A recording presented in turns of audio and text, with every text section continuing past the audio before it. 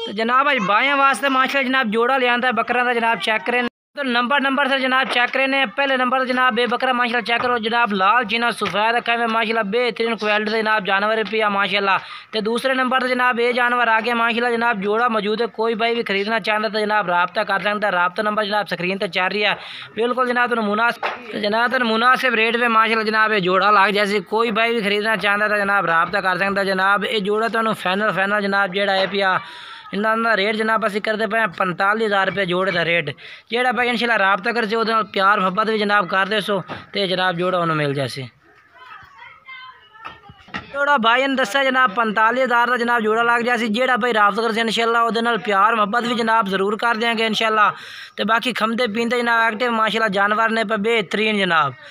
तो जनाब जेड़ा है भैया ये जेड़ा ना उम्र ने दस देवा उम्र जनाब तकरीबन इन्हों की जी है 6 तो 7 महीने जनाब 6 महीने उम्र पे माशाल्लाह जनाब दो में जानवर की ये जनाब चेक करो माशाल्लाह। दूसरा तुम चेक करा मजीद टुरता फिरता चेक करा दे कि जनाब किसी किस्म की तुम परेशानी ना हो। ये वेखो माशाल्लाह एक्टिव बरीकी वाले जानवर ने जनाब 2022 की कुर्बानी वास्ते माशाल्लाह बेहतरीन जनाब जोड़ा है भैया। वेखो माशाल्लाह दो में भाई ने जनाब ये वेखो जी